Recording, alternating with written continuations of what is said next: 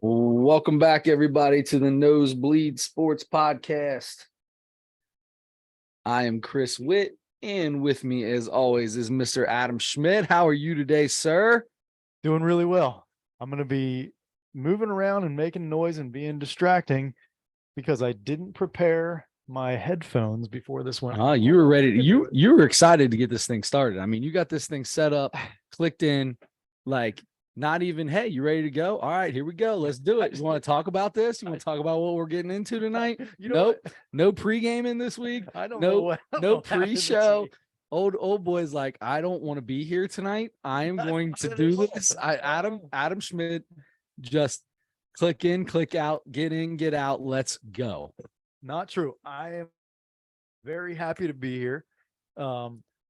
I just have no idea if anybody can hear me because I can't hear myself yet. Yeah, I can hear you. I think you're gonna be all right. Although every time we move around with these headphones, it ends up going off half the time in our head. But no, we're good to go, bud. I think we're good.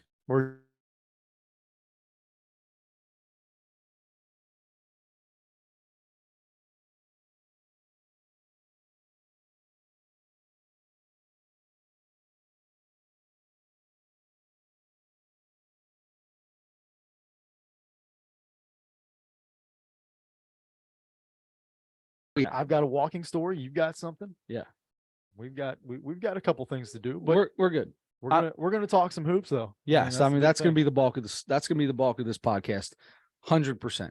But that being said, we'll start off with Reese's. There's no Mount. We're not gonna do a Mount Rushmore today. I didn't watch the comedy segment.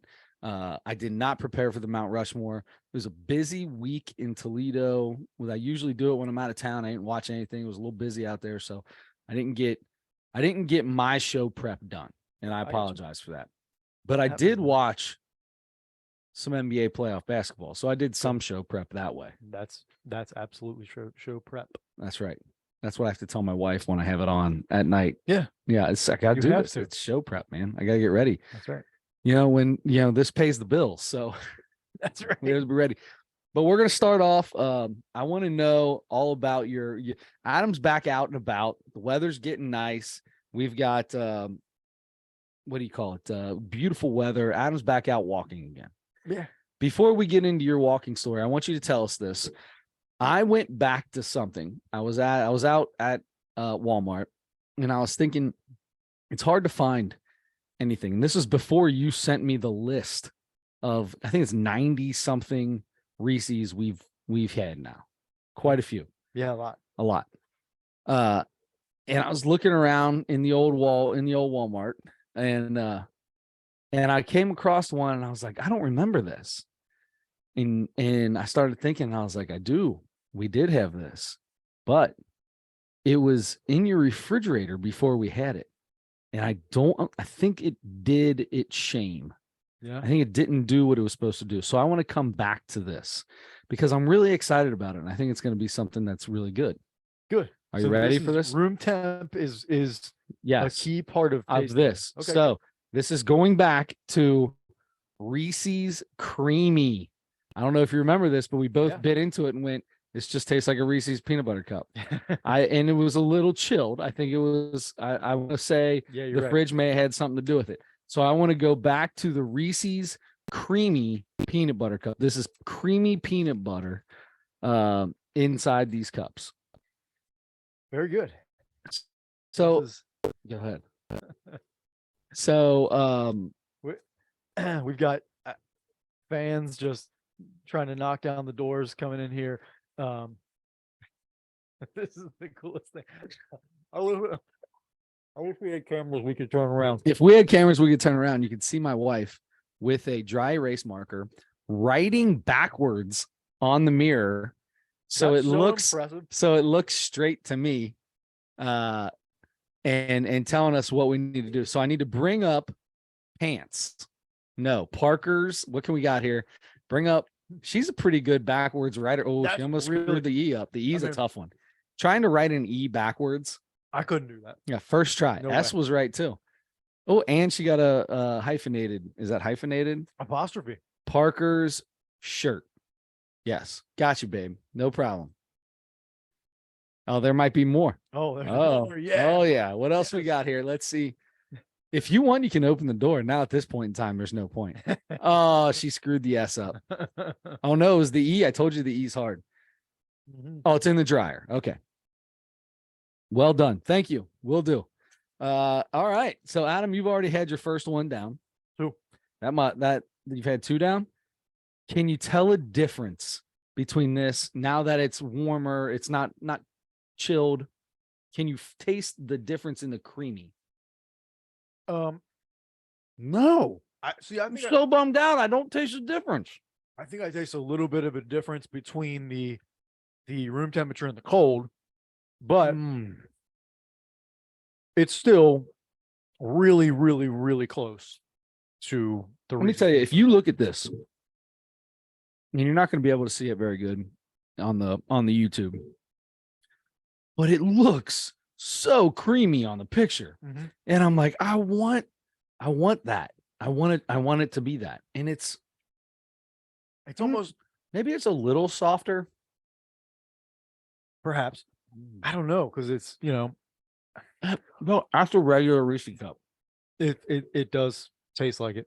Man, what a bummer. I mean, is it a bummer? We had a Reese's cup. Yeah. I just really thought that it was going to be better. I was so excited it was going to be better that I got it. It does look really delicious on the packaging. It does.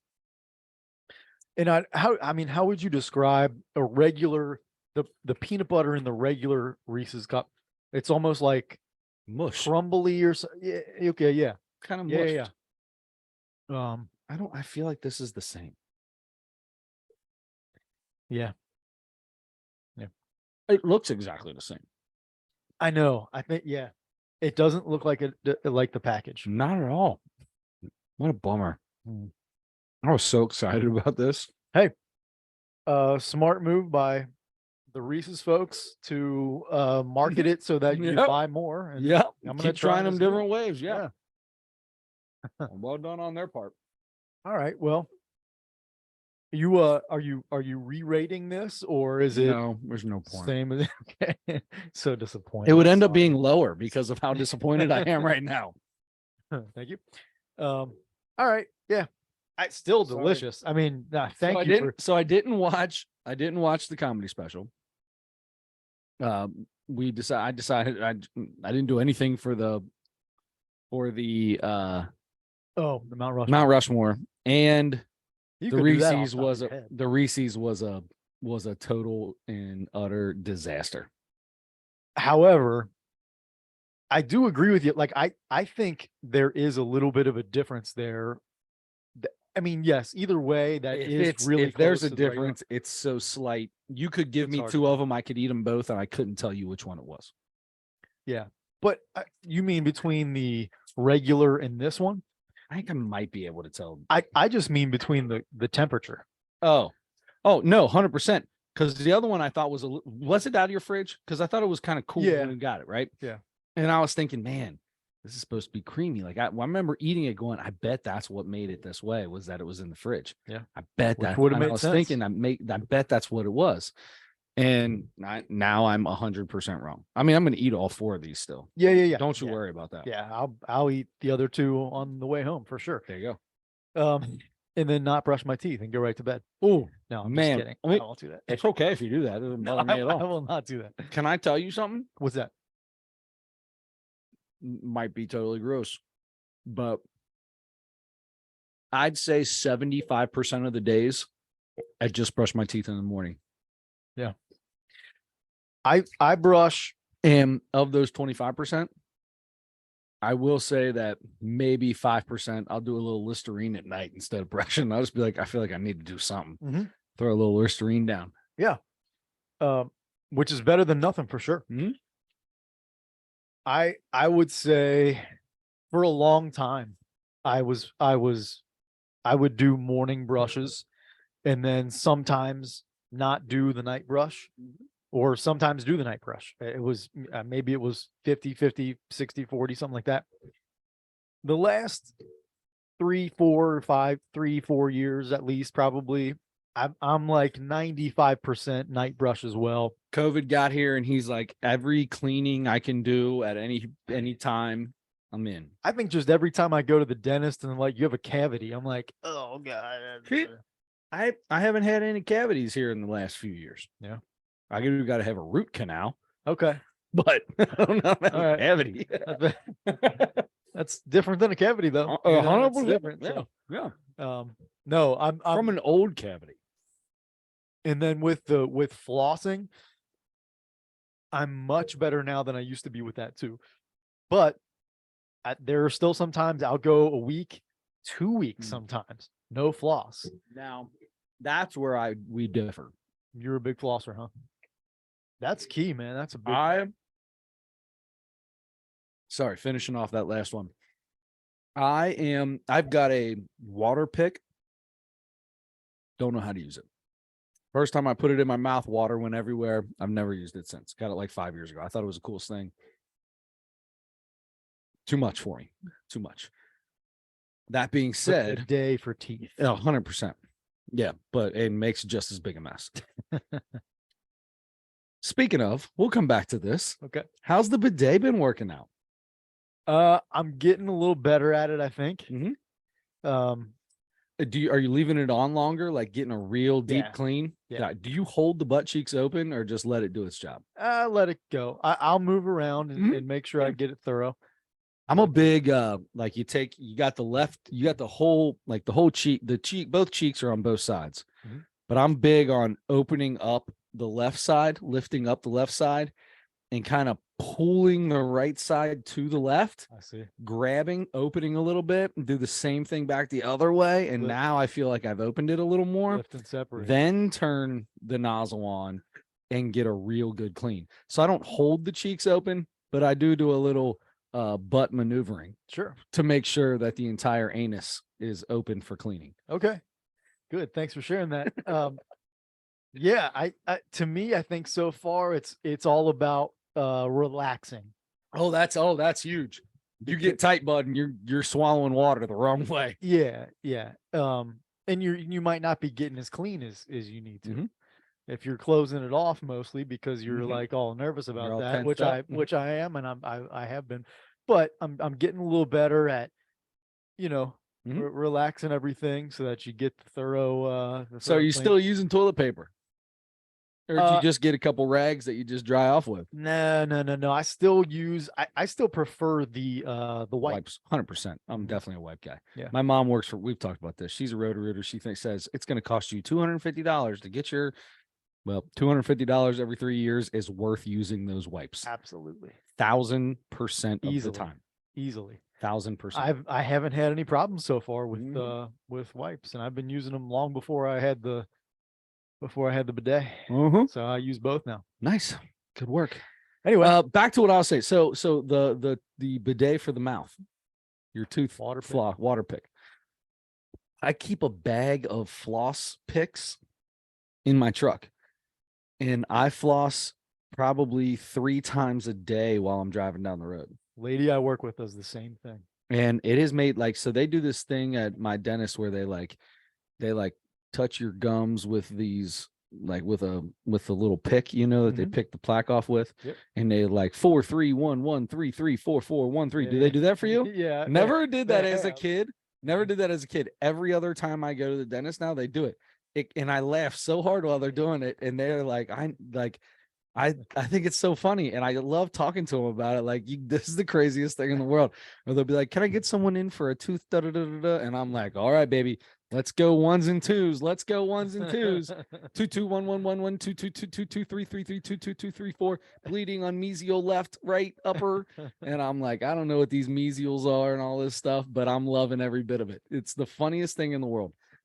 Binary code for teeth. Yes. So, but I went from a lot of 3s and a couple 4s to mostly 1s and 2s and very little bleeding. So you found that 1s and 2s are better. Oh, definitely. I asked. Okay. I'm asking. I'm like, well, and I can always tell because the 3s and 4s are in the back corner and you get into the 1s as you come to the front and back over to the 3s and 4s. Sure. But now in the back, I'm running on 2s and 3s, no 4s. very little bleeding. Beautiful. Mm-hmm. And you attribute that mostly to regular flossing. Regular flossing, 100%. That's good work. I tested her. She said, "You got them get those floss picks, stick them in your truck. You're driving around all day, do it." So I did it. Works, huh? And I lied to her the one time. I was like, I haven't got them yet. I want to try it. I lied to her just so they wouldn't make up numbers. I don't know if they're just running through a bunch of numbers. They're probably making this crap up. 1 1 1 2 2 3 3 1 3 2. I don't know how they're doing it. They're good. They knew what was going on. They're right. Nice. It's amazing how a dentist would be right about teeth, but she does. Or gums. Yeah. I always tell her, I'm like, you've got the worst job in the world. You got to sit there and stare at a bunch of nasty tongues. Yeah. And ever since I told her that, she puts a tongue cleaner in my bag every time I leave. Oh. And I was like, so I guess I'm the gross one. Excuse me. Have you ever used a tongue scraper? We've had to have talked about this. I don't know. Have we? I don't remember. I think being a dentist is the grossest job in the world because you have to stare at tongues all day long. Yeah. There's some tough tongues out there, I'm sure. I have used a tongue scraper Uh-huh. a few times, not a lot. Yeah. No, I mean, maybe 15 times in my life. I bought one a couple years ago. I'm a brusher. I brush the tongue. Okay. See, I usually don't even think about brushing the tongue. I always brush my I know tongue. you're supposed to do that, but I don't know, especially since I went to the electric. Uh-huh. It's telling me every 30 seconds and it's the full 2 minutes. Yep, Yeah. yep. But and then it's over and I'm like, okay, I'm getting these teeth real good because 2 minutes is a long time to brush teeth. Yes, it is. And but I do it the entire thing every time, but then it's off and I'm like, oh, all right. And I don't even think, oh, but I didn't brush my tongue. Yeah. And so I don't know. But I do use the a little mouth rinse wash. mouthwash, yeah. Oh, mouthwash. Yeah. Yeah. Nice. I started that. I started doing that last couple years too. Yeah. I'm a big Listerine guy. I feel like it burns your mouth up, and that's got to be good. Like, Yeah. if it burns your mouth, then that thing is cleaning, baby. Yeah. Rinse it out. Let's go. Let me ask you this: Do you do the mouthwash, the Listerine, and then rinse your mouth out with water right away, or you leave it sit? No, you're not supposed to rinse it out right away. I kind of thought that might be the case. Yeah, I do. Yeah, it's hard to just hold that in there, man. So I'll rinse it, spit it, and then I give two big, like, I got to get this, like when you eat something hot. Yeah. And it's like, oh, I got to get my tongue back to a normal flavor because it's like my tongue's been spiced out of its mind. And then, and then I rinse right away. Your tongue spiced out of its mind. I like that. That's the way it is. Okay. Adam, so before we get into the NBA playoffs, it's big hygiene week, obviously, because we are in, it is May, National Hygiene Month. So now that we have gotten through the hygiene segment, cleaning buttholes, cleaning teeth, cleaning tongues. I just want to apologize to everybody listening and watching this. Why? I feel like there are people out there that don't know how clean they could really get orifices on their bodies. Yeah. And we just help them with two. Good. I hope this, you know what? Everybody can relate to these things. People, everybody poops. Everybody poops. Literally listen to a song about that this an hour before you got here, before my kids went to bed. There's some song on Alexa called Poop, and it basically says everybody poops. Huh. And almost everybody brushes their teeth. I mean, I met a couple. If you drive through Price Hill and stuff, and the lady that I think was selling some goods and services on Glenway Avenue earlier today didn't have any, so can't brush. Why her goods, and she probably uses that as a bonus when she's trying to sell her goods and services. Maybe. I don't know. I don't know. Depends on what part of Glenway you're on. Or maybe it doesn't. I don't know. I don't know. Yeah, it could. Yeah, it probably does depend. It was around the Burger King over by, West High. Oh yeah. Before you get out to Price Hill Chili there. Yeah, definitely. Yeah. So anyway, the Ferguson. Did you Glenway, buy? Oh no! Oh goodness no! Goodness no! You weren't buying what she was selling, huh? No, I don't blame you. No. Was this part of your walk? That's a long way to walk. I was driving home from basketball tonight, but I do have a story from I actually went for a run the other day. Oh, so is this Trying to- running story this with is a- with Cracker This Thug? is a running story, and that detail may come into play here. Okay. All right. So walking stories with Cracker Thug. Do do do do do do do do do do. Walking stories with Cracker Thug. Wow. I did go for a jog the other day, and I no first of all felt terrible because man, am I just in not good shape now. Yeah. But I was running, and I'm as I'm going, I'm just making up the turns as I usually do when I walk. Um, I left thinking if I'm gonna run, I'm gonna go a mile and a half, something like that.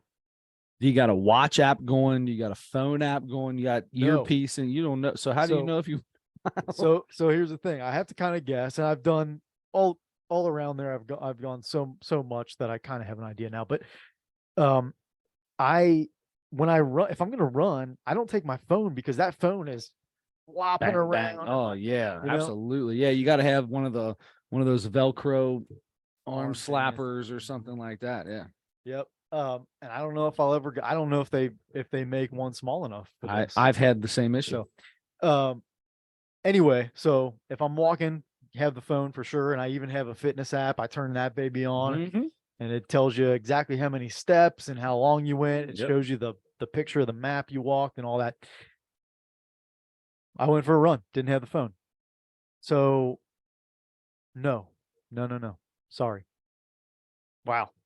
Blow all that out of the water You because had the phone, didn't you? because I went for the walk was the day before the run. Okay. Okay. Because I just remembered I had the phone because I'm on the phone when this thing happened. Yes. Okay. So we are walking. So we're We back to are walking walking. stories with Cracker Thug. I'm sorry.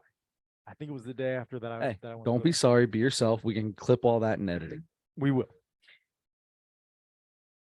I went for a walk Sunday. It was Sunday, and I went for the run Monday. There it is.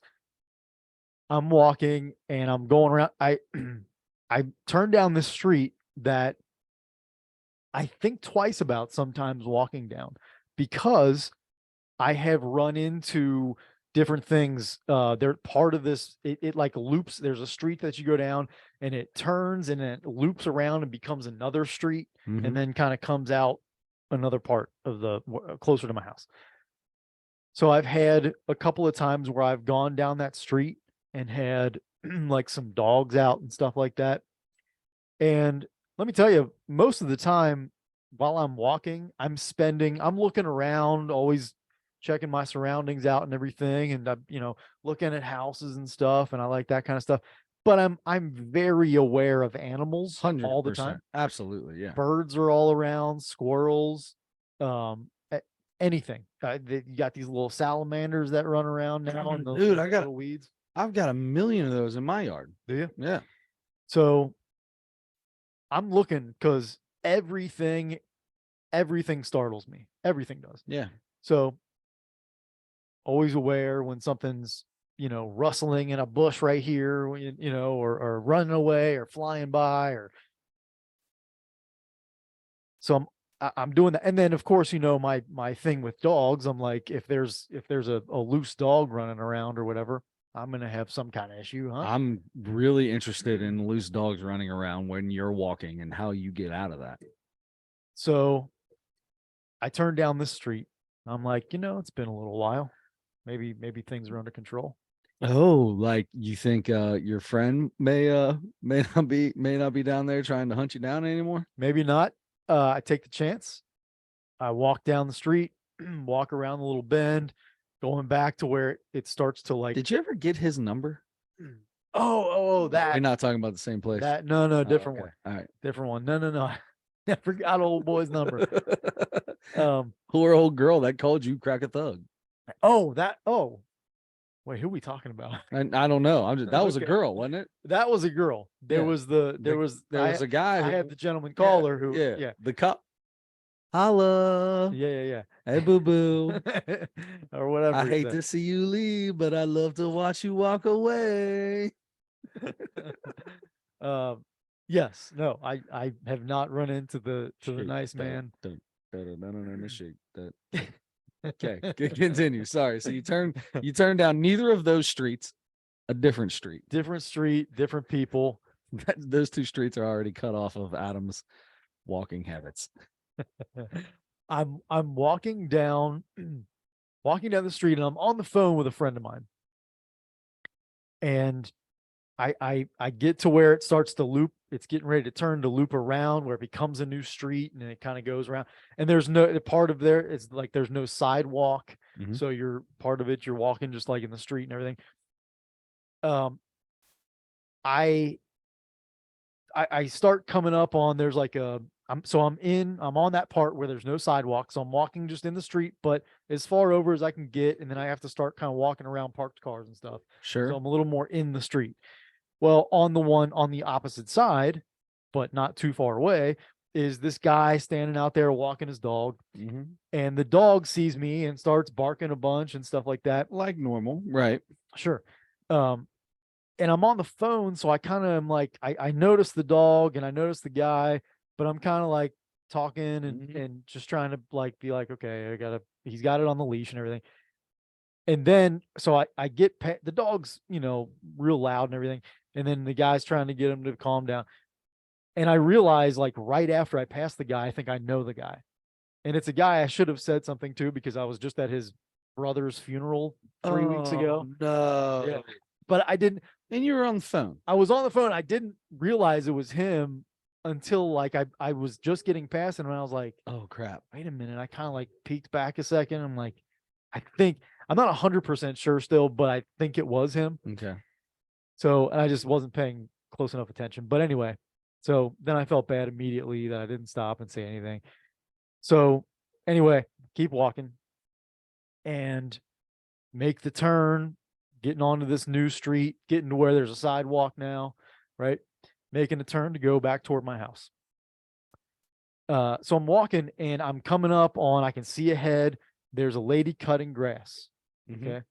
And there's a little hill that leads right down to the sidewalk on this yard. Okay. And I can tell she's maneuvering it's a manual push mower. She's maneuvering the thing and she's like really wrestling with it. Oh yeah. It doesn't look like she's got real great control of it. Yeah. I'm like, I'm not sure if she sees me. I don't want to walk while she's right on that hill and she, has to go down quick or I don't want to startle her or whatever. Was she going up and down the hill or sideways on the hill? A little of everything. I think that's part of the problem. Basically was just trying to cut the hill. She was just trying to get all the grass cut in whatever pattern happened. And as long as it's not 15 feet high, she's happy. Right. Okay. So I see that and I go out around this truck, this big, it's like a box truck. I don't know why that was parked on this little side street, but I start going around that truck into the street so that we don't have to meet on the sidewalk there and I don't interrupt her and all that. Sure. Well, I see as I start walking into the street, I see on the other side of the street, there's a yard with a dog. It's on its back, having a good old time, rolling on its back, right? Dog maybe this high, and so if about you're a foot tall. About a foot tall. It's it's a 2 feet long. I don't know. 3 feet. I don't know mixed dog breeds. Little kick me dog. That's what I call that. That looks like a kick. But it had some hound features, like long ears. Was it a wiener dog? I don't think it was a wiener dog. There could have been some of that. Because that is a wiener dog is actually a dachshund. Dachshund, yeah. Right. There could have been some dachshund. Could have been some hound. bloodhound. Dachshund is a hound. Oh, okay. Okay, I didn't realize that. Is that like an ale and a difference between like an ale and an IPA or something like that? Or I don't know. I have no idea. But Gotcha. I found that out because one day I was reading a little book and I said, what is a dachshund hound? Dachshund hound. Yeah. That's what it looks like. Yeah. It's a dachshund. So anyway, I see the dog rolling around. Doesn't look like anybody's out there, but he's just rolling in the grass in the front yard.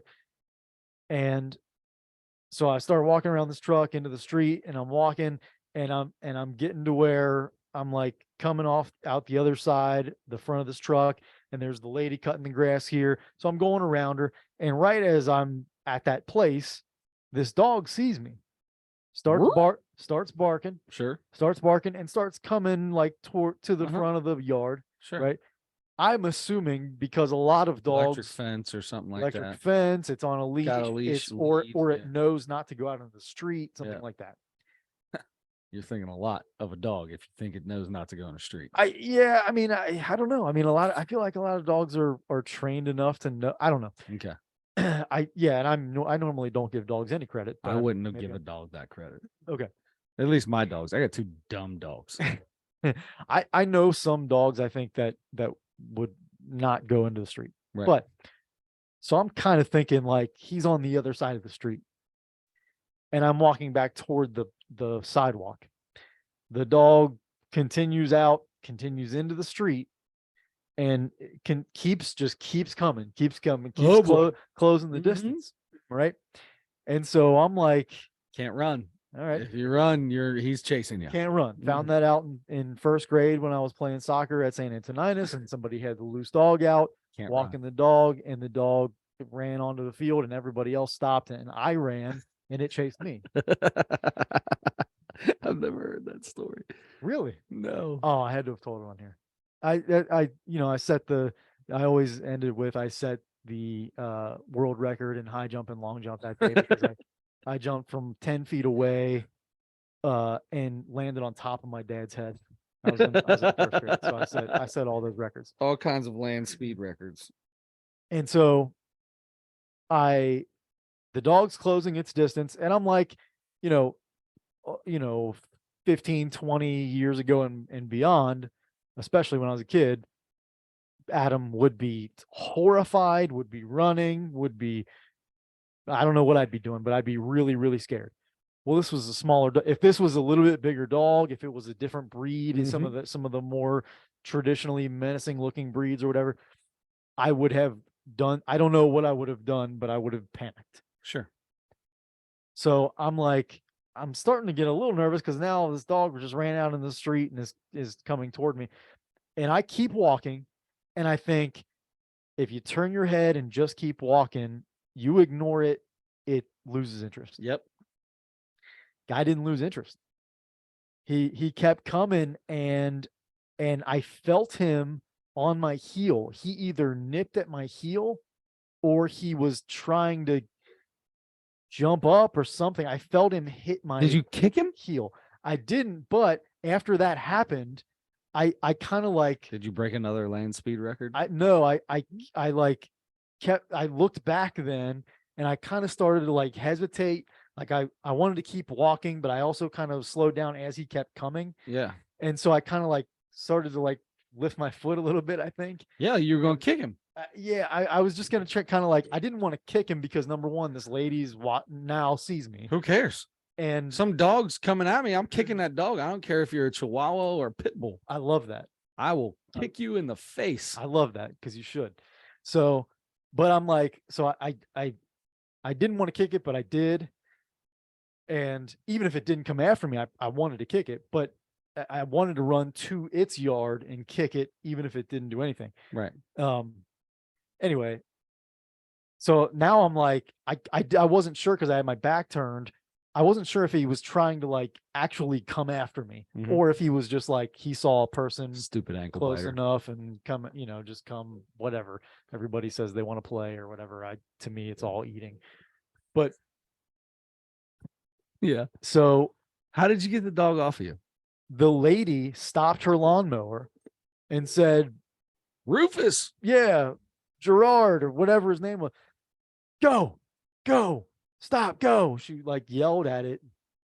Apparently knew the dog and made it go. And then it stopped and it went back to its yard. Wow, that's so impressive. She's got she had the magic touch. Yeah. Jane Deere stopped her lawnmower and told old Barnaby to go on back. Wow. So So- you had an actual ankle biter on your walk. I think, man. Yeah. I was trying to do what I thought was right and try to just ignore it and keep going. And I felt it hit my foot. So I don't know if it was lunging at me, or if it just got too close as I was walking. Were you still on the phone?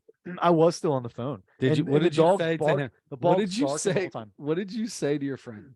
My friend is like, I got like kind of past it and it went away and everything. And and she heard all that. She heard the first dog and then the second dog. And she's like, you got a lot going on there. You want me to let you go and finish your walk so you can concentrate on that? I'm like, sure, I think I'm past it now, but yeah, I Here guess it so. goes, yeah. Maybe I gotta I gotta go rent a crossbow or something for the rest of this walk.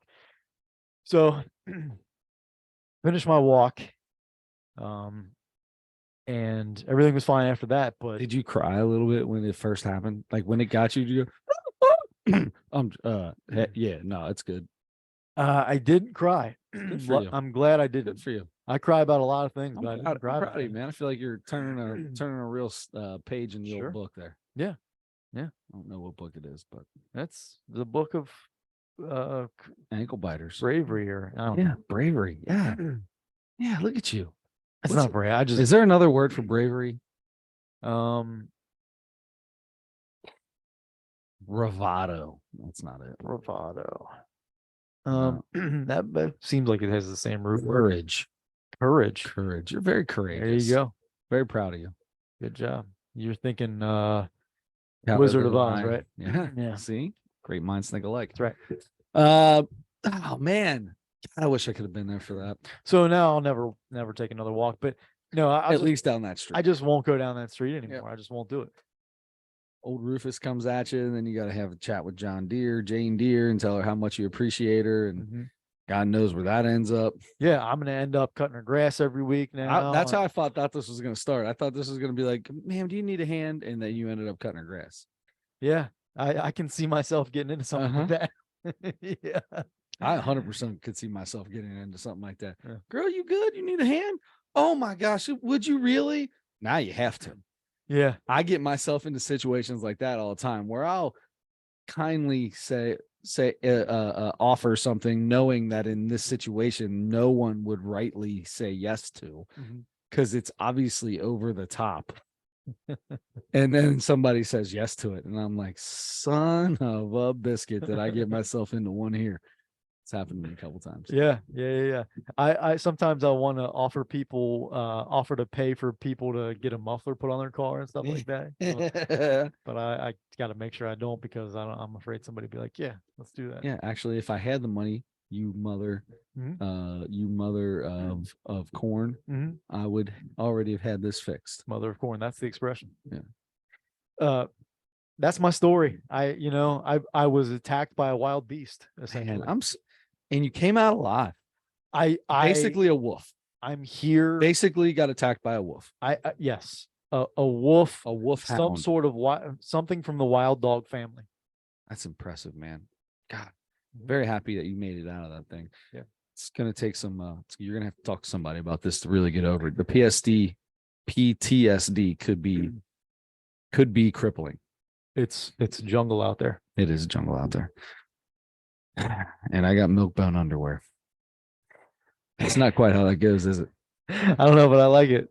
Have you heard? Or, Have you ever heard that? Oh no. No? Oh man. From Cheers, Norm walks in and everybody goes, Norm. Why he's hey. And Sammy goes, hey Norm, how you feeling? He goes, Sammy, it's a dog eat dog world out there, and I got milk bone underwear. I don't remember ever hearing that. It's my favorite line ever. That's really from good. Cheers. That's very good. It's a dog eat dog world out there, and I got milk bone underwear.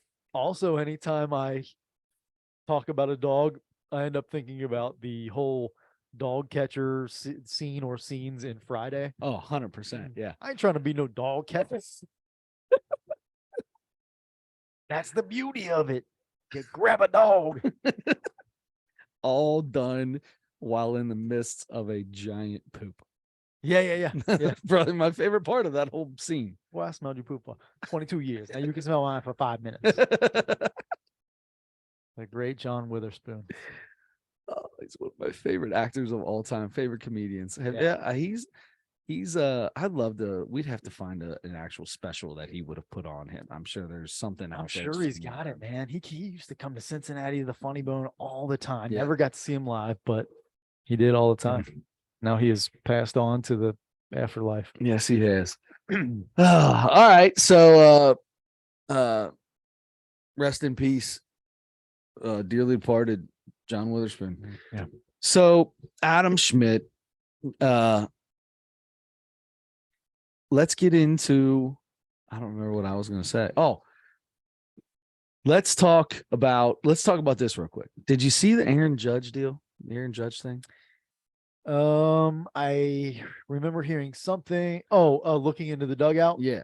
Yeah. Did you see any of it? I saw like a really quick, like a 1-2 second clip, I think, or I was walking through the room when they were playing it or something. John Shambi does Toronto with Buck, whatever his name is, and they both start talking about it. Did you see it? Did you see? We both kind of looked at each other and saw that he looked at, and then they asked Aaron Judge afterwards. Did you hear what Judge had to say? I think I heard they were tipping their pitches and he was looking into his dugout for somebody to tell him what pitch it is, because they could see him tipping. Well, that's what they wanted. That's what everybody wants you to believe. Oh, okay. But that's not what Judge said. Oh, okay. Then Judge was asked about it afterwards, and it was after Aaron Boone had got kicked out of the game. And because there was a whole other thing with a third base coach, and they were yelling at each other. I don't know. So okay, anyway. Aaron Boone got kicked out of the game, arguing with the umpire, and the team was still chirping at the umpire. And he said he kind of gave a side eye to see who it was. So when he got back in the dugout, he could tell him to chill out, because it's time to focus on the game now. Okay. All right. There you go. That's it. So belief, no belief. How you feel about that? I want to. It's pretty quick answer. And I mean, it was a pretty quick answer. And there's no reason that he would know that question is coming. Here's a question for you about this before I answer that. How often do you think that happens where you can hear people in the dugout saying something to an umpire? All the time, constantly. And how many times do you notice a guy at the plate glancing over for something like that? I've never looked for it. I have no idea. I don't know. Yeah. Maybe he was annoyed. I mean, never heard anything about this going on before. I hope he's being honest about that, because that shows good leadership. It's one of those things, like, when he seems like that kind of guy, though. Then yeah, and that's great. Also, maybe also, if you've got their signs and they're tipping pitches, he's not doing anything wrong. But if that's the case, I'd lie about it, because now I know something about you and I don't want you to fix it. Yeah. Yeah. So, either way, I have no problem. Either way, yeah, that was kind of an interesting thing. It was an interesting game because I think it was that same. He hit 2 home runs that game, right? 2 home runs. And the Toronto bench was yelling at the Yankees third base coach for being out of the box or something like that, and so he starts yelling back, and then they stopped the game, and the umpires got together, and Aaron Boone came out, and if Aaron Boone leaves the dugout, he's getting ejected. Oh, 100%. There's no, I mean, he's got to be the most ejected manager. He's got a spot in the dugout, and he says to himself, if I'm getting up, I'm going in and taking a shower. Yeah. It seems like he gets ejected at least once a week. Yeah. Good old Aaron Boone, former Cincinnati Red. Yeah, that was interesting. I did see that. Not all the details, because I didn't know that. Yeah, that Judge said that. So anyway, let's get on to the most important thing. We are now in the conference finals. This is the week of the conference finals. Last night, game 1. Do we want to talk about what happened, how these guys got here? Or do you just want to get straight into the Eastern Conference Finals? I think it may be worth mentioning, at least in the Eastern Conference, the Celtics beat the Sixers in a game 7. We got to talk about a game 7. Absolutely. But there was really nothing to talk about in that game 7 because it was a blowout. Blew them out. And in game 6, Philly was up 3-2 and had an opportunity to put game 6 away, were up and had an opportunity to put them away. Yep. That's right. They were they had played two elimination games. Yeah. Did you hear Jason Tatum? One of Uh, my favorite quotes of all time. Jason Tatum has 3 terrible quarters of basketball and hits 3, I think it was 3 threes in the last 4 minutes to really bring them into that game, and they end up winning the game. Game 6. And he basically says something to the effect of, well, you know, I'm one of the best players in the world. So no, he said, without being too humble, or no, something to that nature. I can't remember exactly what he said now. Yeah. It's so I funny. know what you said. Yeah, He's I like, know what you mean. Yeah. he's like, without being too Britain, you know, without being too humble, I'm one of the best players in the world. I was like, you had a good 4 minutes there, bud. Yeah. Wasn't like you stood out in this thing. He was really, really good in the fourth quarter, and he had a really tough time for 3 quarters before that.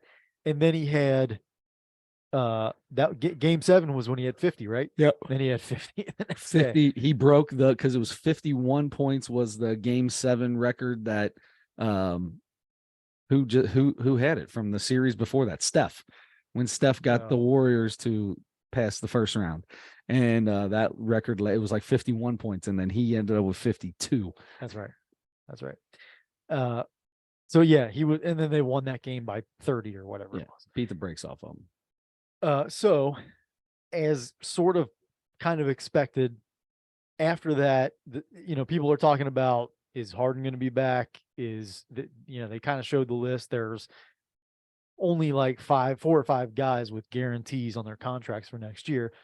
I think Harden has maybe an option or something like that, which would be the biggest name, but there are a couple other guys that might mean something to them. But the biggest thing was Doc Rivers was fired the next day, pretty much. Yeah. And they were all asking him about it. And first they said, do you plan on being the coach next year? And he said, well, I got 2 years left on my contract. And the next guy says, well, a lot of guys have been getting fired here. You've seen all these coaches of the years. He's like, yeah, I get it. It's a tough, like, we all know how this works. It's nothing's guaranteed on this side of it. And you can hear him just kind of be like, all right, guys, I get it. I'm probably going to be fired tomorrow. Yeah. Would y'all shut up for about it and let me get through this interview? Felt kind of bad for the old boy. Yeah. So him, Monty Williams, got fired. And so did the guy for, what's his name? Nick Nurse got fired. So you have 3 guys that made it to the conference semifinals. Yeah. And were fired. Yeah. Coaches of the year in the last couple of years. All of them were coaches of the year in the last few years. And then was it like 4 years ago or something like that? Toronto's coach before Nick Nurse. I can see his face, and now of course I can't think of his name when I have to, but he won coach of the year and was fired. I remember talking about that. Yeah. Talking about how he won coach of the year and got fired. So anyway, it's weird. It's coaches are getting fired when they have winning records, when they take teams to the finals, it doesn't make any sense to me. If there's something big that happens where they just lose the locker room, absolutely nobody respects them, that's one thing. Yeah. But it seems like there are some really good coaches losing jobs. It's insane. The Monty Williams one was really strange to me. I don't understand that, especially because you gave him a different team for the last 4 weeks of the season. A worse team. I mean, yeah, Kevin Durant's on it, but you took away his entire bench. He basically could only play 4 people. He had 4 people that he could count on that team. Yeah. How do you expect to go anywhere with 4 people? And your point guard missed the last 4 games. Yeah, and one of those 4 people didn't even play at the end. That's true. He had a backwards hat on with the strap. Will everybody please stop wearing hats with the strap? Like the strap that tightens the hat. Stop wearing those. That's not don't wear them. I don't care if you're the coolest dude in the world and you can wear whatever you want. Don't wear it like the polo hat with the strap in the back. The dorky dad hat became popular in the last few years. Don't wear that hat. Oh my God. It's a fashion statement. Fashion statement. Chris Paul's sitting on the bench and he's got his hat on backwards and the flap is just like flipping around out there. And I wanted to rip it off the whole top of his head. Good censorship on that. It's so weird that Monty Williams got fired. It's not as weird that I kind of expected Doc Rivers to get fired. Everybody kind of saw that. Apparently the writing was on the wall. James Harden wasn't a big fan of, they kind of just put up with each other. There was a lot of talk about stuff like that. That's been the way every coach has been with James Harden. Yeah, absolutely. A good coach, because every good coach is annoyed with him. So anyway, Celtics move on. That was a blowout in that game. The Denver Golden State series. Mhm. No. Lakers Golden State series. Was that one? Is that the one I was thinking of? The last game was also a blowout. Maybe that was Denver's last game. No, it was the same way. They won by like 30. They beat they beat Steph and them by like 30. Same way with the Heat in New York. Yeah. When Julius Randle comes off the floor and he's like, well, I don't know, maybe they just wanted it more than us tonight. And I was like, I feel like you could have probably had better words than that after the game was over.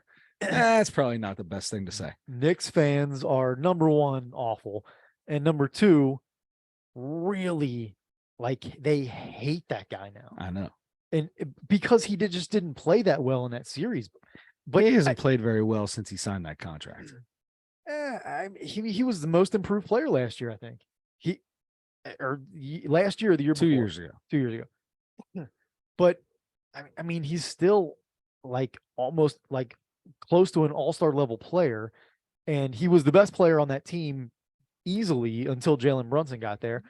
But man, it's weird. And speaking of that, did you hear what your boy Kenyon Martin said? No, but I'm him? super stoked to hear it. After game 5, I think it was, the Knicks won to keep the series going. Right. I think it was game 5, game 4 or 5. The Knicks win. The first thing that Julius Randle does before he walks off the floor to go into the locker room, goes over, gives his wife a kiss. That's very sweet, right? Sure. He hugs and kisses his kid, kisses his wife. Okay. And then I guess, maybe he does media or whatever, goes in to the locker room. Kenyon Martin's like, why would you be kissing after you just battled in a playoff game? That's a bad look, man. That's stupid. Why would you kiss your wife after that? I'm like, what are you talking about, you dork? I I have no idea what to say. That was so weird. I was expecting something way better than that. I would have a problem with a guy going over to, and then, then people are on Twitter. I mean, that's not fair, because Kenyon Martin, before every game, during every game, and after every game, had a kiss from his wife constantly on his neck. Yeah. The dumbest tattoo in the world. Dumbest tattoo in the world. The lips on his neck. Maybe that's why he did it. Like, babe, I got your kiss right here. I can't deal with you right now after the game. Strangest criticism ever. Yeah, and then in his Julius Randle's wife went on Twitter because everybody was talking about it, and I'm sure I didn't hear anything about that. Yeah. And she's like, yeah, great criticism. Because a man comes over and loves his family in front of people after a win. She said, by the way, after a win, if this was a loss, trust me, I don't get a kiss right after. That's a loss. right, exactly. And, yeah, and that's understandable, yes. But it's crazy. Maybe the guy went over to his family and loved them, gave them affection, and Kenyon Martin is like, what are you doing? That's not right to do. I don't know. That was typical Bob Huggins coached kid right there. Yeah, that sounds about right. Oh my gosh. Anyway, one last thing before we go the rest of the way on the playoffs. Congratulations to, I'm just going to say it, my San Antonio Spurs. Let's go. 10, was it 10? No, they had a small percentage. What was their percentage? They were tied with two other teams for the highest percentage was 14. 14, okay. 14%, which doesn't sound like a lot, but it was it was tied with two other teams for the most. To get it. And they got it. They won the draft lottery. I mean, it would be surprising if they didn't take Victor Wembanyama. There's not everybody knows that Victor Wembanyama, or however you say his name, is going number one. Yep. If you haven't seen this dude play, get some highlights out. He's 7'6", 7'4", I think, yeah. 7'4", and does everything. Mhm. You don't even have to be fast. You just have to move your legs and you get down the floor fast Yeah. when you're that tall. Yeah. Yeah, it's just like the next guy in this evolution of bigger players with skill. Who was it? Giannis was talking about him and said, I foresee in 2045 every player in the NBA looking like Victor Wembanyama. I think that's I mean, I don't know that every player, but guys are going to continue. He's the taller Kevin Durant. Yeah, it seems like it. And he's very skinny, but Kevin Durant had a big knock on him being skinny, and he's had some injury issues, but it has not held him back from being at some points of his career the best scorer in the game. Yeah. Maybe not some points, maybe like probably 80% of his career the best scorer in the game. Yes. Anyway, I was excited about that, and they got like 4 other guys who are really good young players. So you add Victor Wembanyama. Now, I'm hoping he's going to be a Tim Duncan like guy with that, just having the same kind of impact. I mean, yeah, you're not going to get Tim Duncan as a whole. That player doesn't exist anymore. Extremely rare. Yeah, maybe not at all. But no, because the closest thing you're going to have to him is Nikola Jokic, and that can't exist anymore. You have to be able to do more. You can't just be a back to the basket fundamental guy and be a superstar. Yeah. Which Jokic can do, but he also can shoot the three. Mm-hmm. He also has a better mid-range, well, maybe not a better mid-range, but a better 3-point range game than Duncan. You have to have that as a 7-footer now. You have to. Yeah. If you want to have the impact that Tim Duncan had. Yes. And Tim Duncan's personality and leadership and all that stuff made him like head and shoulders above anybody else that would have his same skill set. So, having said that, I hope he has that kind of an impact on wins and losses right away. But either way, it's kind of exciting. Do you think Popovich should immediately call Tim Duncan back and say, hey, I want you back on my bench to teach this kid every single thing you know? I wouldn't be surprised if he did. I mean, I there's some reason I'm guessing Tim Duncan wants to just spend more time with his kids or whatever. Or fighting, or isn't he like trying to do like MMA? Isn't he some big MMA person now? Oh, I don't know. Not like actually fighting, but like takes training and stuff. Yeah. I don't know. But anyway, I was excited for that. I mean, I hope that makes Greg Popovich want to stay a few more years. But Reggie Miller today might not matter. Reggie Miller, he's 74 years old. Reggie Miller was on Dan Patrick today and goes, if you don't think Popovich woke up this morning feeling like he was 44, y'all are crazy. Oh man. Anyway, I was excited about that. Yeah, very excited about it. That's a really cool thing, and it'll be good for them. I'm just excited to see this kid play. Yeah, because this is another generational type talent. And I don't think we've had somebody like that since Giannis. Maybe not even Giannis. Since LeBron. Since LeBron. Like at the draft. Like there's been players that have become that, but people that were talked about for 2 straight years or more before their draft even comes, and then being that guy, right? Like people talk about people every single year, but when you're on this cover of Sports Illustrated at 16 years old, like LeBron, and then you live up to it, you know what I mean? That's huge. How many of those generational type talents are there that we've seen? I mean, Lou Alcindor, they talked about him in high school, and that was before there was any talking about high school. Yeah, that's right. I am still going to feel the same way about Victor Wembanyama that I did about LeBron and everybody else. Prove it. Yes. I don't, you can come in here and average 9 points and 4 rebounds a game. We've seen it a million years times and leave the NBA. We've seen it a million times. or you could be the next greatest player ever. Mhm. You don't know until you come in here and play against the best players in the world, against the best teams, against the smartest coaches. I have to see it to believe it. Absolutely. I've seen him. The difference between this is, though, he's been doing it against grown men for a few years now. Yeah. It's like Luka. When Luka came into the league, Luka had been doing it against grown men for a while. So it just kind of is a little easier to adapt to it. You know what I mean? Not just playing guys your own age. Now you're playing grown men. You're not just in college playing a few older guys. You're playing grown men every night. You are, but there's a big difference between, and look, France has great basketball there. But I'm telling you, the world, we're getting really close to the world having the 4 best players in basketball. Yeah. Oh yeah, for sure. Yeah. Luka, this kid, if he becomes that, Giannis, Joel Embiid, Nikola Jokic. Yep. I mean, that's 5 of who are the top players right now. That's probably the top 5. Well, take out that kid. Probably the top 4 players in the game right now. Yep. I have no issue with that. American. Right.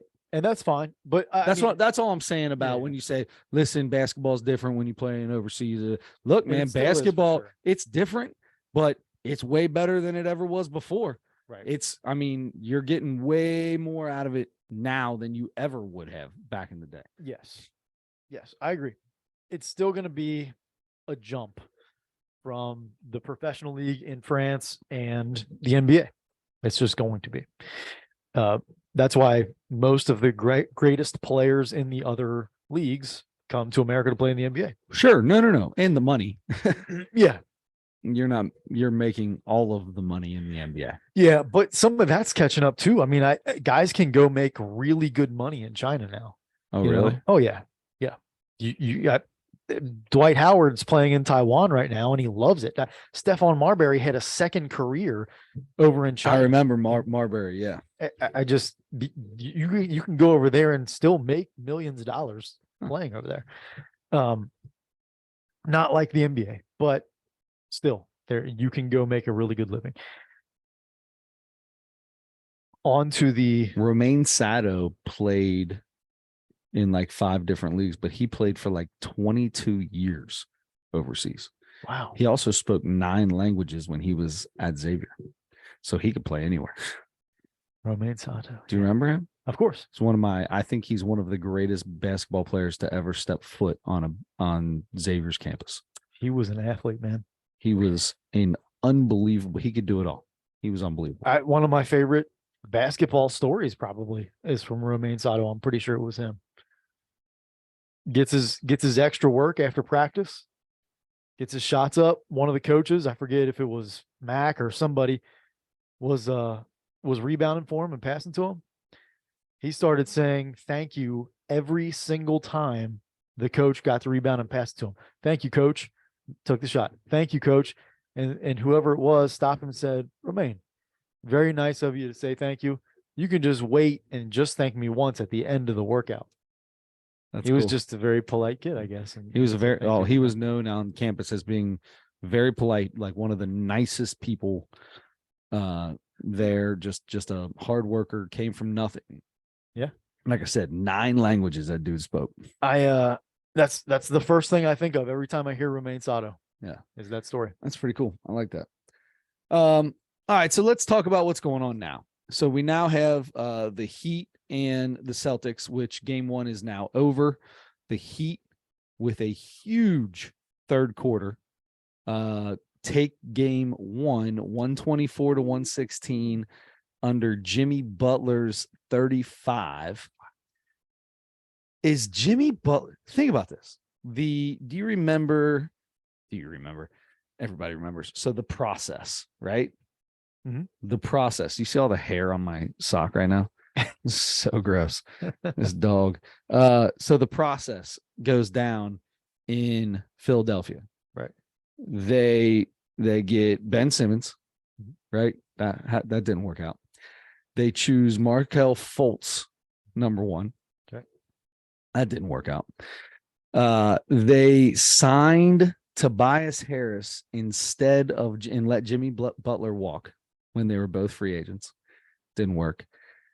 Is it just the Philly curse that bad, or what? Because Jimmy Butler during the season, it's not like Jimmy Butler is a top 10 player in the league throughout the entire year. But when the playoffs come around, this guy is somebody totally different. Yeah. Or is this who he is all the time and we just don't talk about it? We probably don't talk about him as much or enough, maybe.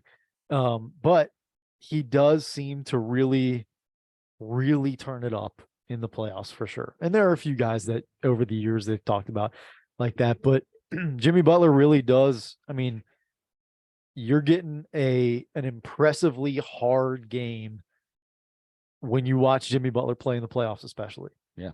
And he talked about it before the series. He's like, look, we might not be the favorites in this series or whatever, but he's like, you're gonna feel us. Like we plan on going in there and getting to 4 wins before they do. We're gonna do whatever it takes. It doesn't matter. Yep. Yeah.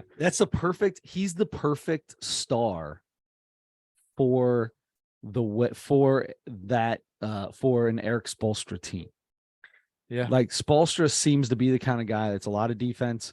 We need to, we are going to work hard. We're going to do everything we need to do. Even when LeBron and Wade and all them were there, they played pretty good defense back then. And that was obviously early in his career. He's really set himself up as his own person since they were all gone and who he is as a coach. But all being said, Jimmy Butler is a dog. He is. He's that guy. He is. I am him. Is that what it is? I am him. Boy.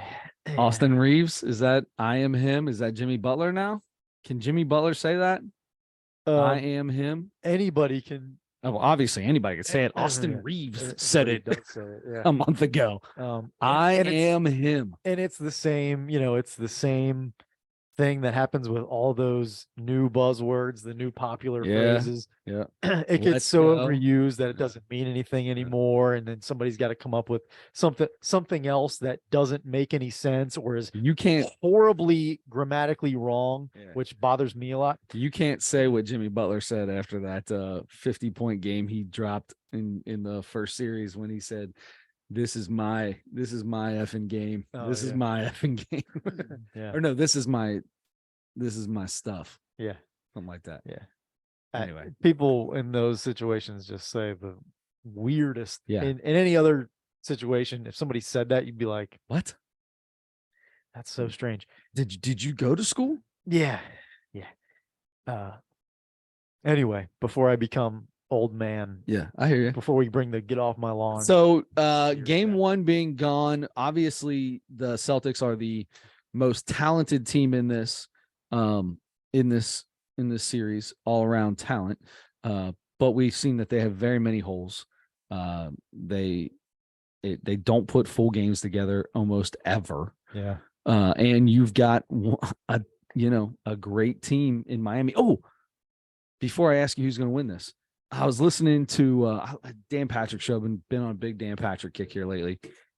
And he keeps talking about how people don't give LeBron credit for his bubble win. People always have people don't give LeBron credit for anything. First off, they always find a way to discredit anything he did, anything he does. A lot of people. Depends on who you talk to.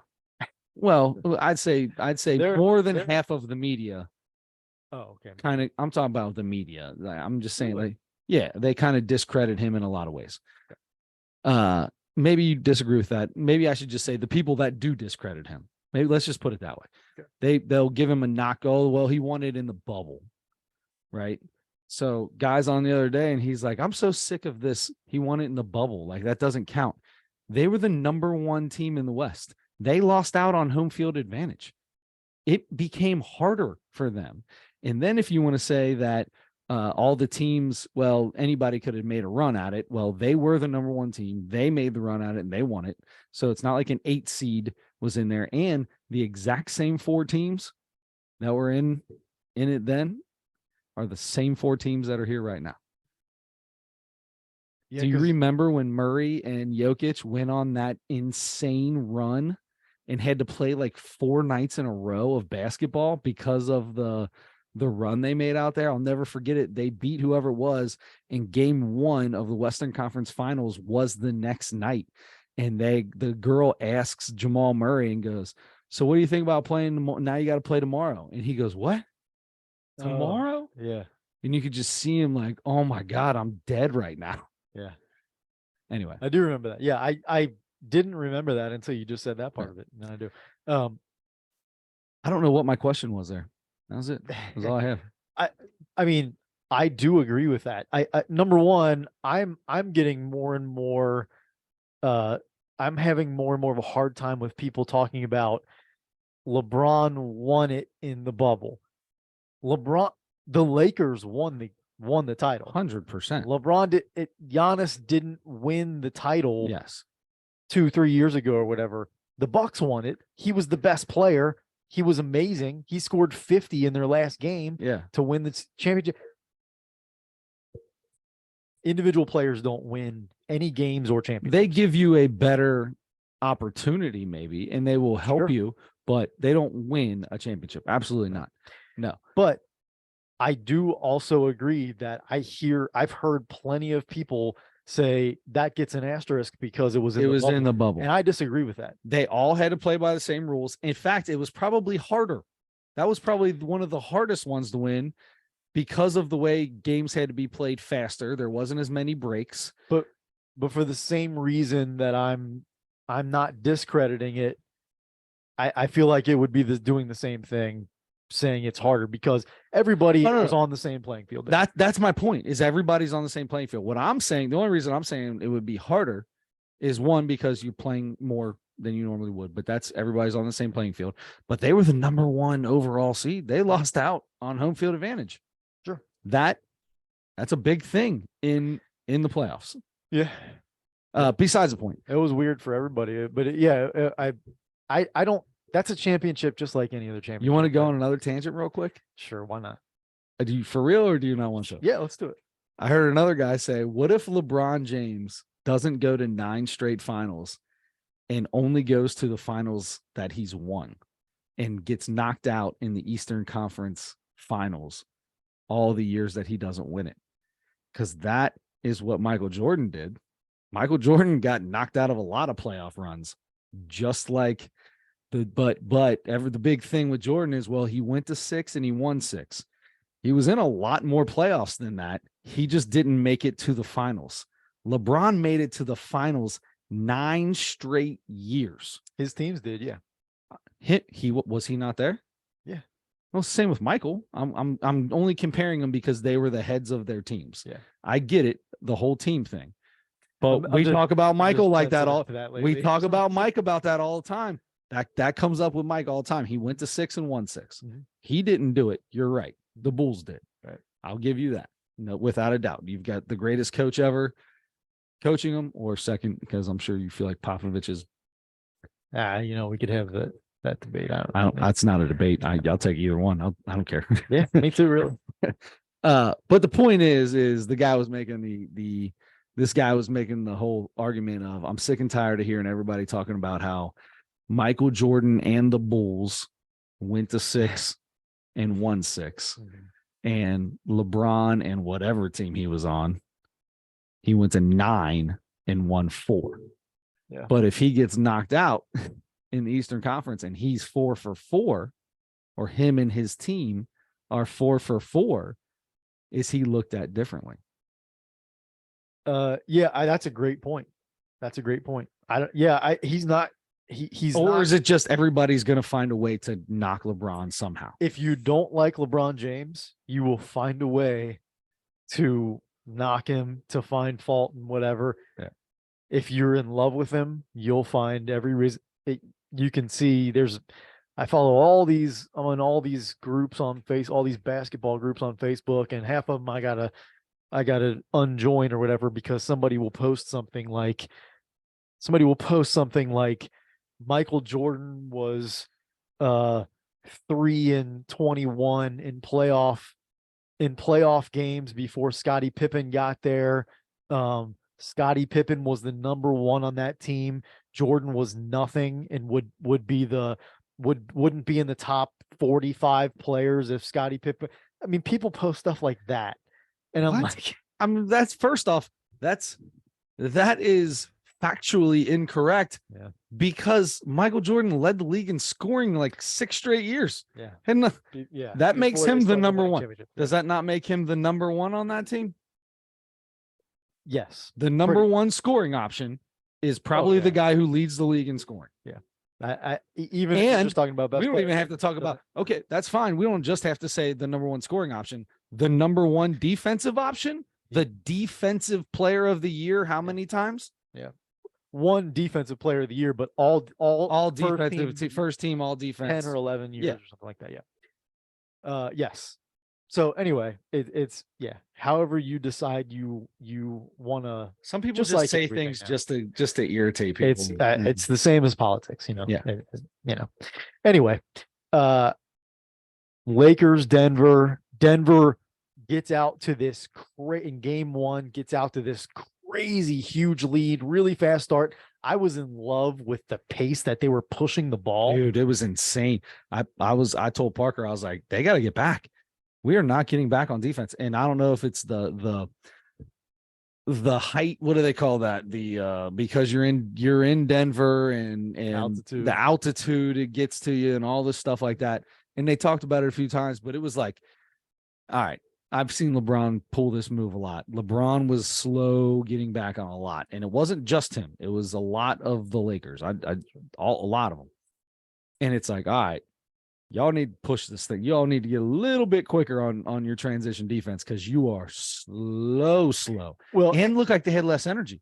I mean, loose balls are flying around, and they're flying around, and Lakers are just standing there. Bruce Brown, Kentavious Caldwell-Pope, those guys were playing really hard. Caldwell-Pope had a great first half. Yeah, and they were pushing the ball, I would think, even a lot faster than they normally do. Yeah. Especially because you have to run your offense through Jokic. He's the best offensive player in the world.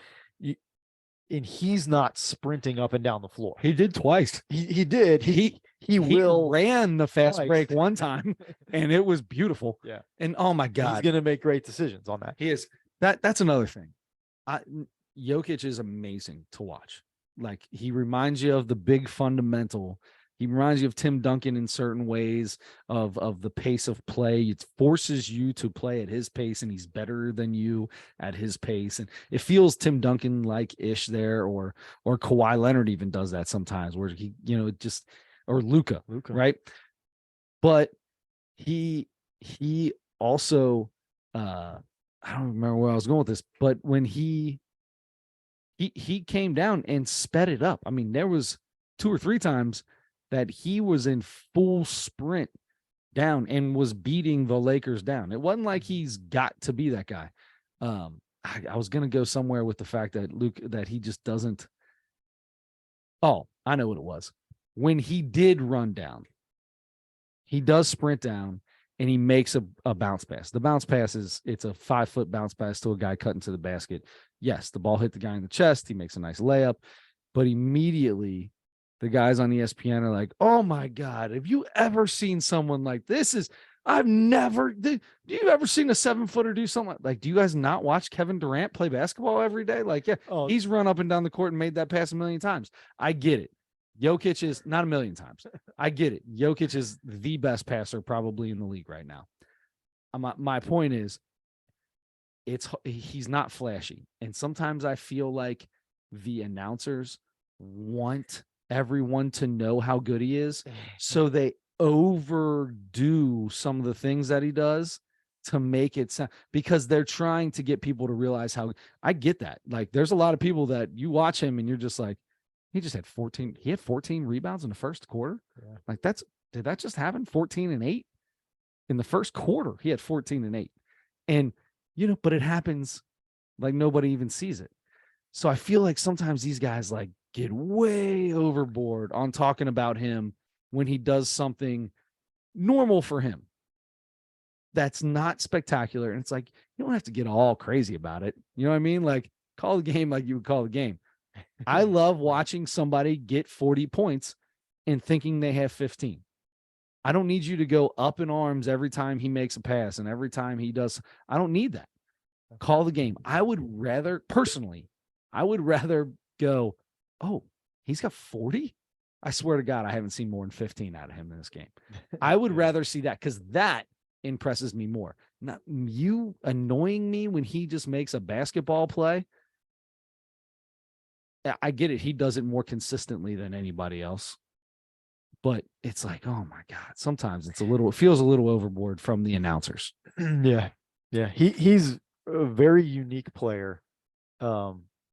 Because he looks so unorthodox, and he makes passes that almost nobody else makes, and most other people don't make. And when I say a 5-foot pass, those passes that's probably the most difficult bounce pass you could ever make is a bounce pass from 5 feet away from a 7-footer to a 6'8" guy sprinting next to each other. That's not an easy pass to make. To get the ball to bounce where it needs to be, that's a very incredibly difficult pass. I get it. My point is, sorry. Yeah. The loudness of it all. Yes. Yeah. I feel like that's probably been done for a lot of stars. You know what I mean? Yeah. You're probably right. LeBron in the past, Giannis sometime, Luca, Yeah. But I think especially because he has such a unique skill set with his size and his body type and that kind of thing. Yeah. I think people are even more amazed because of that, I want to say. But I totally get what you're saying though. Sometimes it's a little overboard. And I love the guy. I'm not trying to take away from anything he does. I just don't need all of that. Yeah, I'm with you. I feel like they're begging people. And maybe part of it is, it's like, look, these people need to understand how amazing this is. I'm going to talk about him every time he does something that doesn't look great, but really is great. I'm going to go overboard so everybody says something about it. I've been watching games a little bit more often lately on mute. That's such a smart way to watch basketball. That's how I would like to watch baseball. I like football. I need those guys up there. And like I do, like people give Jeff Van Gundy a lot of crap. I like listening to Jeff. I Van really Gundy. like him. I love listening to him. Him and Mark Jackson together, because everybody jokes around like seems like they get on each other's nerves. They don't. No. They love each other, and 90% of the time they completely agree. But that 10% is pretty fun to listen to him. Yeah. And Jeff Van Gundy gets all excited. But to hear him, the things that he says they're so small and minute, but you're like, oh, that's legit. Like that makes sense. I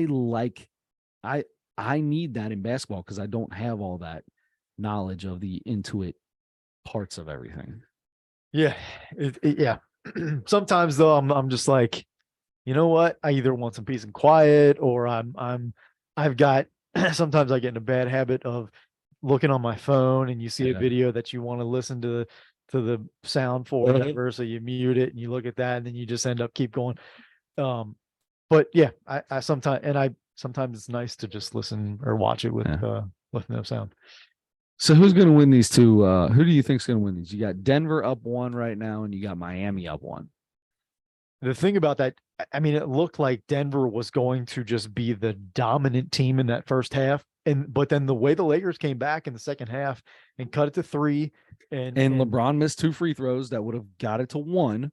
And they were a 1 possession away. And if you said that when they were down 25 at one point in time in the third quarter, I'd have said you're crazy. Yeah, me too. Yep. He even missed a 3 that would have tied it with like 45 seconds left. And then fumbled the ball at the end and went out of bounds. Got it stolen, yeah. But I mean, give Denver credit for that. They give Miami credit as well, or the Lakers credit as well. It's a heck of they scrapped and clawed. It was almost like they played 2 quarters or 1 quarter, where like they know now, okay, we got to put a whole game together. We can't, like, this isn't going to happen. There's a reason Denver's the number 1 team in the West. And I tell you, I found myself kind of rooting for Denver, I think, in this series, but the way the Lakers came back and outplayed them in the second half. And you know what? The game ended up being 5 or 6 points, I think. It was a 6-point spread and it ended at 6. There were two shots, I think, both in the fourth quarter that Denver made that were the end of the shot clock and they were stuck in really bad positions. Jokic made the one step back with Anthony Davis all the way in his face, like a 28-footer from behind his head. Anthony Davis, they call timeout right Yeah, and afterwards. he just started Anthony smiling. Davis looks at him, smiles, and says something to him, and he's just like, "You gotta be kidding me!" But that was a Lakers defensive stop. That Yeah. just there was a crazy shot that went in. Yep. And the same thing happened with Jamal Murray. It ended up they gave him a 3 at first, and then they went back and reviewed it. It was a 2. But he got stuck, like he was in a weird spot. He was like facing the sideline and was stuck there. 1 second left. He took a crazy shot and it went in. And I mean, they had to have those kinds of plays and just To barely, hold 'em and then a off. couple, little mistakes at the end. And for the Lakers, and they missed a couple free throws and that kind of thing. But the Lakers ultimately outplayed them in the second half. I mean, that the comeback was enough to make me think, okay, this series is going to at least be even. They figured something out. They figured something out in the end. They had Hachimura on Jokic a lot in the second half, and Anthony Davis was able to just kind of roam around. That's been a big talk here lately, and Hachimura did a good job on him. I mean, Anthony Davis blocked his shot had like 4 or 5 blocks in the first half on Jokic alone, but Hachimura did a good job of stopping him and letting Anthony Davis be that inside threat, right? Like, you're not getting to the basket. And because Jokic may be most dangerous with his passing. I was just gonna, yeah. So you cut. You give Anthony Davis the freedom to kind of guard everybody. Mm-hmm. Yeah. Stop cutters and guard. Take care of the rim, protect the rim.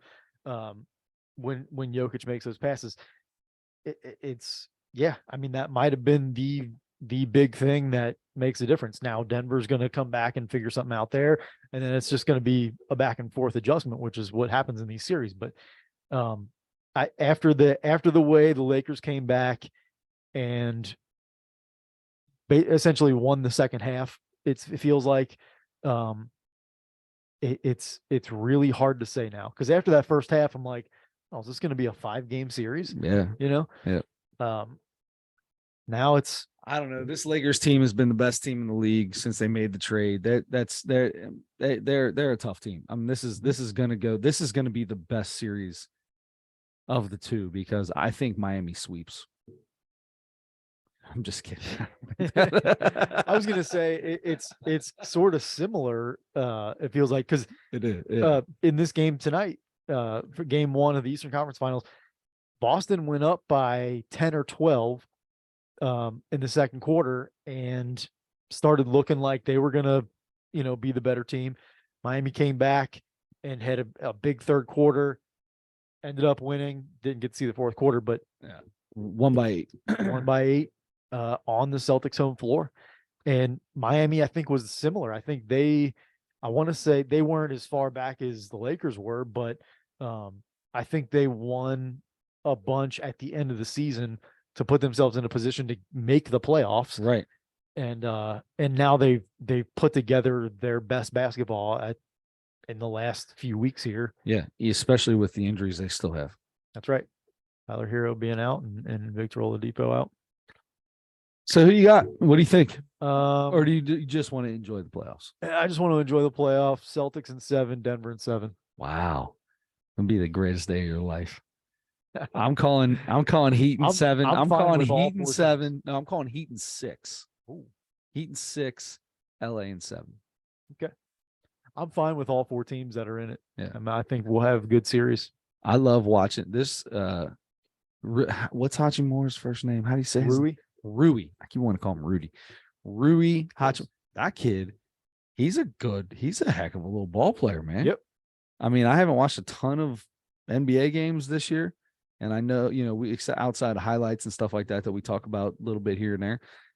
That watching a couple like over these playoff games, watching this kid play, he's their best 3-point shooter right now. He's shooting like 37% from 3 in the playoffs, and he's 6'11" or 6'10" or whatever he is, and he doesn't look like he should be shooting.